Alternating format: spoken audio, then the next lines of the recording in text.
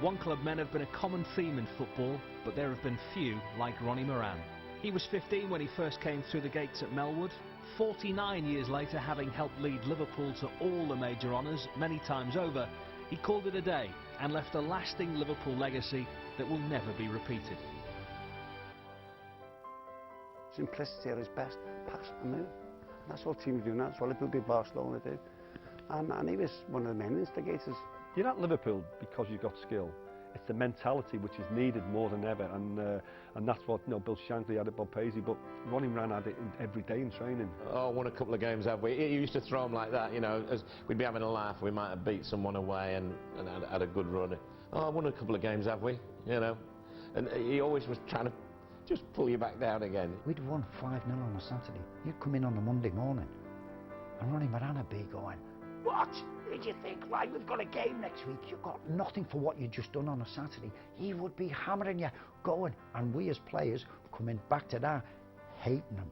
What's up with this guy? We just won 5-0. My first league championship, and we thought it was going to be a hell of a part, and it was. But you know, when you came in off the field, winning the championship, having just won the championship, and all Ronnie said was pre-season training, July the 7th, whenever it was. Didn't get carried away, because he understands that to keep that hunger and the desire for success, when you get it, you have to forget about it, let it go and move on. And that was the drive that Bugsy had, you know, when we were here, driving us all to keep going through 60+ games a year. Imagine the motivational skills just to keep you online to win another trophy. And if you've won one trophy, he wants to win another one. Ronnie was a fantastic coach. You know, yet there were people who had to be knocked on the head. There had to be a discipline about the place. Without that discipline, it'd have been all over the place. And Ronnie was certainly a major part on that. The contribution, the help he gave me was enormous, and we're eternally grateful for him, both as a player and as a manager. And I don't think anybody that worked with him during the spell at Liverpool will have anything but total admiration and respect and gratitude for what he did for them. It's the vision most striking when you think of Ronnie Moran, the facilitator, the organiser, Liverpool's Sergeant Major. But long before the guard dog persona took hold, Ronnie was a promising young left-back, snatched from under the noses of Everton after he was recommended to scouts at Anfield by his postman. Diligently he worked his way to the first team and to the captaincy. He was also part of the team that delivered the First Division Championship as the Shankly Revolution took hold. But after missing out on the historic 1965 FA Cup win, a new and long-lasting adventure lay ahead.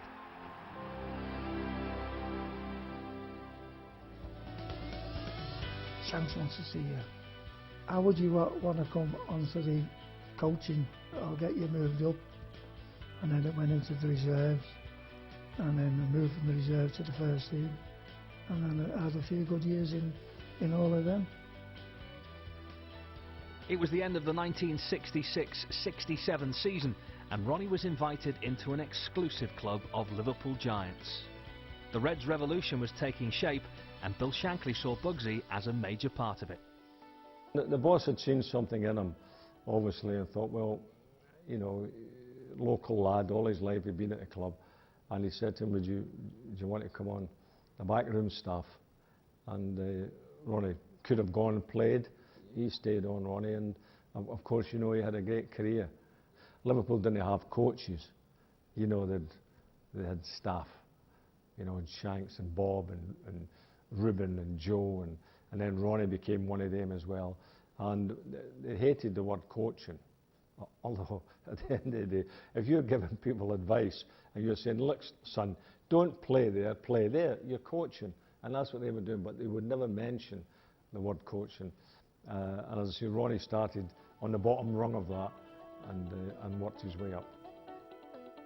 That rough and ready side needed some honing from time to time though, and there was only really one man equipped to chip away at this rough diamond. When I walked along to Shanks' office and I knocked on the door, "Come in, son, now. What do you want?" I said, "Do you want to see me?" He says, "Christ, yes." That was a favourite word of him. You're not doing it properly. Kick him up the backside if he's not doing it for. So it just went through from there. And there the seeds were sown. Liverpool's new Sergeant Major had arrived. You don't allow your players to get big-headed. We used to get them, oh, well, he's not doing this and he's not doing that. And we used to say, well, what are you doing? You get on with your job. We'll look after the others. The training sessions were hard and tough. And if you couldn't accept that, you weren't good enough. Because coming out here playing it in front of 50,000, you needed to be tough. And it's all right winning, but it's winning again that counts. And they knew what it took. They were older and more experienced, so they knew what it needed and what it took to be a Liverpool player. And if you couldn't, tough. They would find somebody who could. You just go training, and it wasn't the 9 good things, it was the one bad thing that you done, and he kept on going at you. And at one stage you think he was, you know, was just like personally having a go at you, but looking back now, it's every newcomer, you know, he's done it to every newcomer that came. Everyone used to say, oh, watch out Ronnie Moran, if he gets at you, you're in trouble, like, and all that, you know. But I remember like Phil Thompson and all that saying that to me, and even though I didn't really know him then, I'm scared of him then. I remember he said to Mark Wright once, because Wrighty did something, and he said to Wrighty, what were you thinking? And of course Wrighty knew it was a loaded question, so he thought I better not answer. So Wrighty just got his head down. Ronnie persisted. Wrighty, what were you thinking? Ronnie's like that. Wrighty, come on. And then Wrighty went, right, Ron, what I thought was, and he went, see son, you're thinking too much. Just get on with it. I like the fact that he was forever kicking my backside, making me think about whether I should be a better player. Roy Evans, you know, brought in, you know, Scales, Bab, Ruddock, and there was offers for me to go, and I refused to go. And not only was it for me wanting to do a job for Liverpool and say to the fans, listen, I'm still here and I'm not giving in until I make my mark, it was Ronnie Moran, because Ronnie Moran was always chipping away and saying things and doing things. You've got to prove yourself, you've got to do this. That, for me as a person, worked. Doing it Ronnie's way isn't everybody's way, but what I'll say to you is that by the end of your term, however long your term was within the football team and within the club, you knew exactly what was required of you. Prime example for one, and a friend of mine was David Hodgson. He was absolutely bought him. I think we paid 500 grand for him. He was one that made the record transfer then. He came from Middlesbrough to Liverpool, and he kept on at him, and in the end, Odgie just turned around and said, for Christ's sake, leave me alone. And you know, Ronnie Moran said, that's him finished, you know, then, because he couldn't, it's the pressure of being a Liverpool player.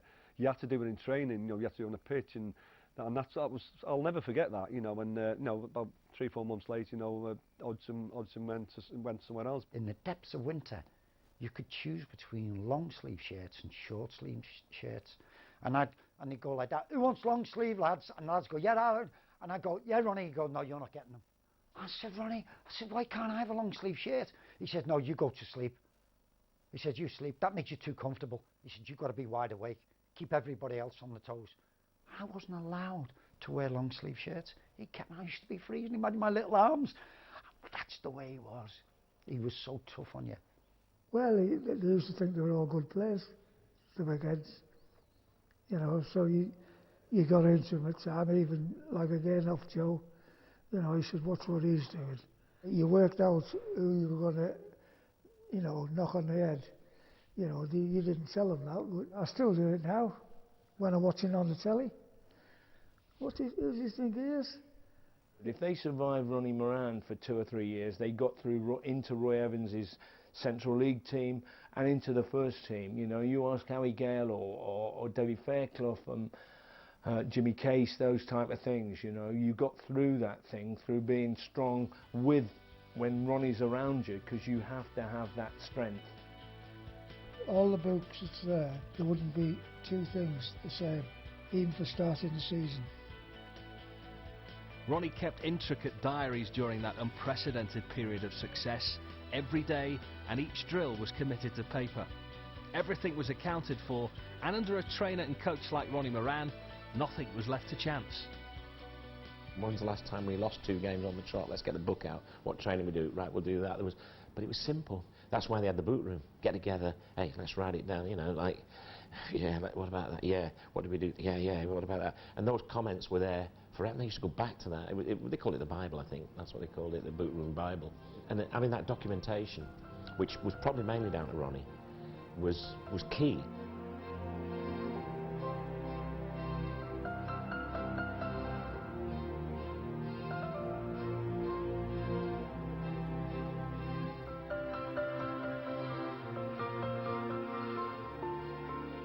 who trained, if you weren't trained, what your injury was, what we did in training, how long we trained for. It was fantastic. And it's what they do modern day now, only they've got their iPads or they've got their computers and they've got heart monitors. They could tell with their eye. I mean, people thought Liverpool played five-a-side. He did. But it wasn't just a five-a-side.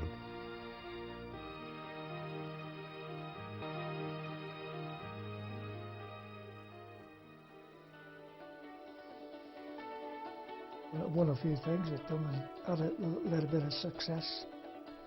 You just think, well, I've done that, can I do it again? Ronnie Moran presided over 4 European Cup wins in his time on the staff at Liverpool, 11 league titles, 4 FA Cups, 3 UEFA Cups and 5 League Cups. A silver lining so extensive, it's not been bettered by anybody else. I don't think it's a coincidence that the most successful spell in the club's history, Ronnie Moran, was of great importance. I mean, he was there at the outset with Bill Shankly when Bill came in and revamped everything, changed it, changed the philosophy, the principles, the beliefs, changed everything about the football club. And the football club as it stands today is there because of what Bill Shankly set in place, and Ronnie was a big part of that. It wasn't just his sharp tongue he was recognised for either.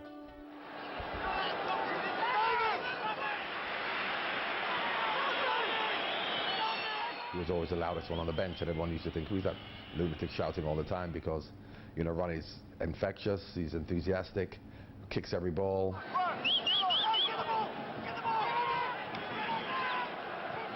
To be 100,000 there playing at Wembley, you could hear that whistle. No matter what you do, you could hear that whistle, and everyone goes, is it me or is it you? Like, and all that. And that's the power that Ronnie had. I could be kicking towards the cup, and he'd be whistling at me, and I know it was meant for me, like, you know. And then he'd say to Phil Neal, Phil, tell him. I've got tinnitus in that ear. I think that was the reason why I got it, because Ronnie was always in it for 2 years, when 2.5 years was at Liverpool. I went to Peter Robbo. I said, like, I just want to carry on with my job of training and all that, and getting on with the players. And he said, oh no, we'll see, like, see what happens. From time to time it was necessary for Liverpool to send out an SOS, and Ronnie Moran was always there to answer any distress call from the club he held so dear. That time came in late February 1991. A crazy 5th round FA Cup replay at Goodison Park finished 4-4.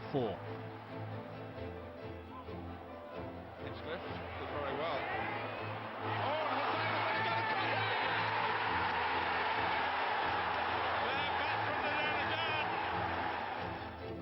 2 days later, Kenny Dalglish resigned. I remember Kenny to this day picking the phone up, and obviously did the same to Ronnie. Said, Evo, I'm packing up, and obviously I've had enough. It's been a difficult time, but it was a definite right decision to put Ronnie as the manager for that period. I don't think I was sort of ready at that stage, and I think he went in and did as good a job as possible, because it's not easy when someone of the stature of Kenny leaves. Ronnie Moran at that stage just showed what an experience and what a good man he was. The call came for most of the boot room to make the step up to the big job, so why not for Ronnie? I think when he had the time when Kenny left, before Graham Souness came in and he was caretaking, it was great for me because I was running the reserves, but plus I was going out and helping Ronnie, because there was only then Roy to help Ronnie out. So Ronnie was doing a bit of media stuff. And I think if I'm right, he did at the very end think, this is for me. But I think they'd done the deal for Graham Souness to come in. And I think that would have been a continuation of the boot room theory if Ronnie had done it. The things about the people you have with you, being able to delegate, I think that would have been his biggest issue, making sure that he delegated right and he recruited right.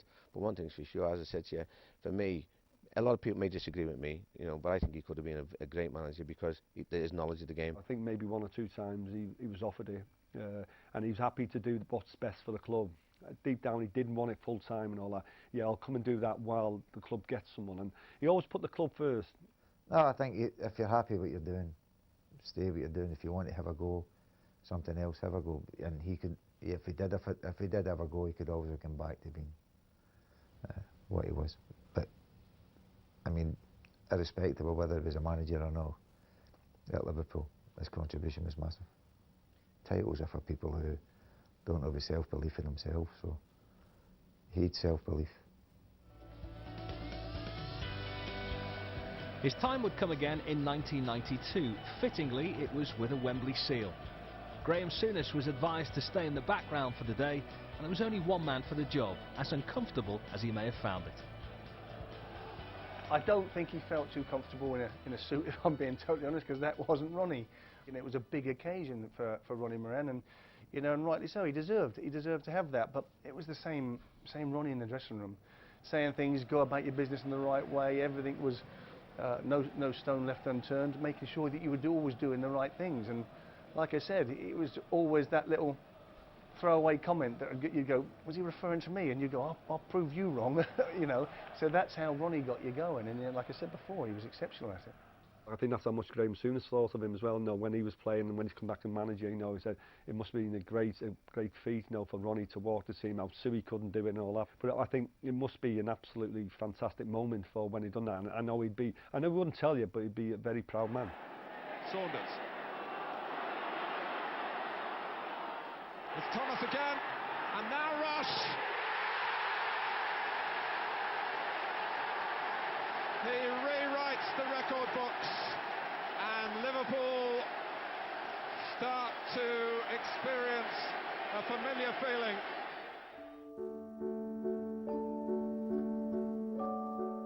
Melwood was home for Ronnie Moran, a place where a path to repeated success was cleared for the players that had embraced and then clung on to the Liverpool way for as long as they could. Certainly one of the reasons I am sat here today, and I was able to play for Liverpool Football Club, to coach at Liverpool Football Club, along with many others.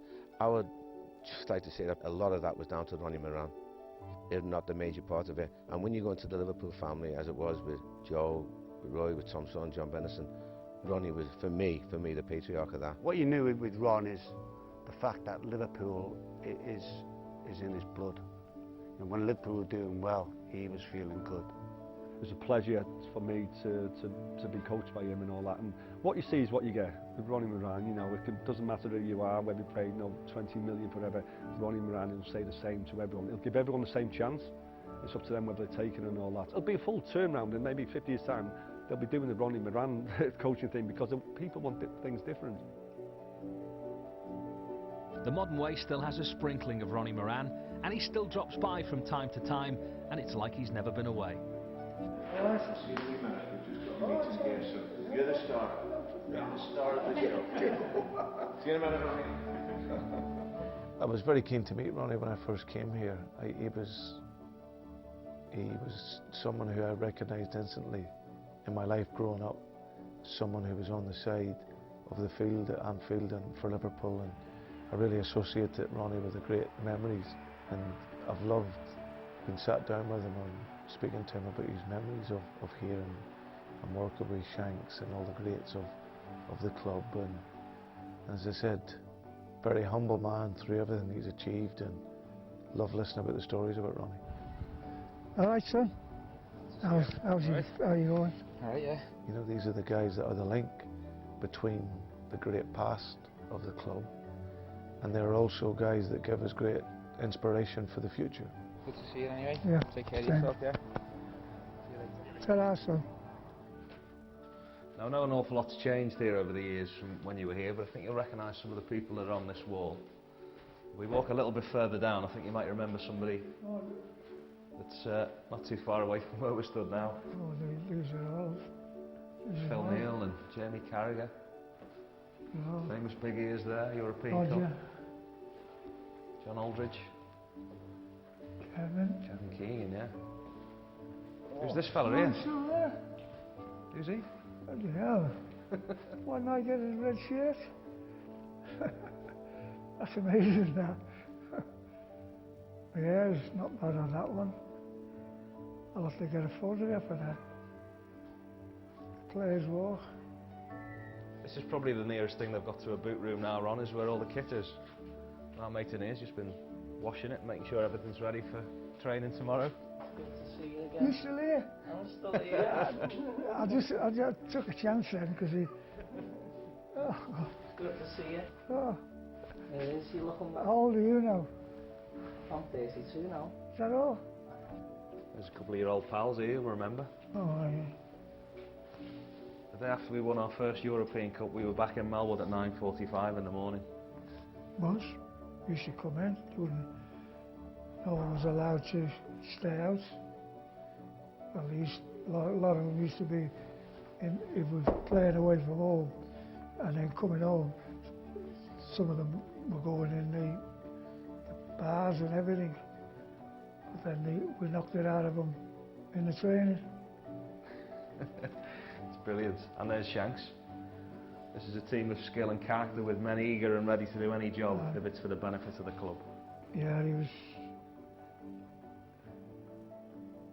What kind of fella was he, Ron? Oh, he was all right. You know, good bloke. I have a photograph in the house. I'm in him and it was Shanks, Bob, Joe, Reuben Bennett, and myself.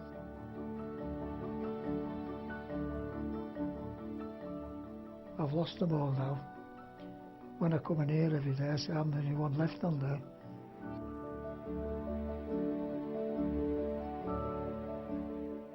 For him, should never ever be underestimated, his contribution to the football club. Although it might be understated and he might be understated, he made a massive contribution. He becomes like if you like, the foundation that it's built on, because he was there as a player before Shanks come. He was there with Shanks, he was there with Bob Paisley, he helped when Joe took over for a while, he was there when Roy Evans, you know, so if you think about it, he is the one link to it all.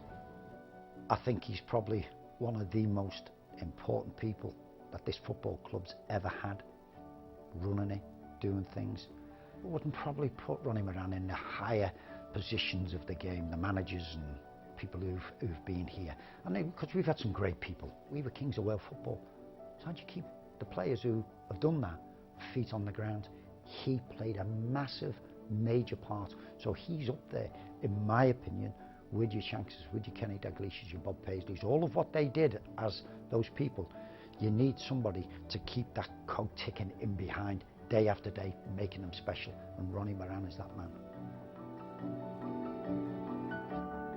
You know, I won a few things with them and had a little bit of success. You just think, well, I've done that, can I do it again? But as you get older, you know you can't do it. But I also was still doing it.